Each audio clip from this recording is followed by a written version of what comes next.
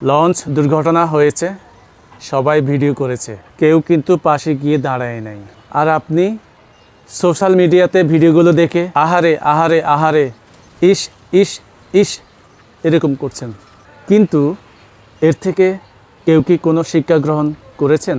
দিন দিন মানুষের মায়া দয়া আসলেই নাই।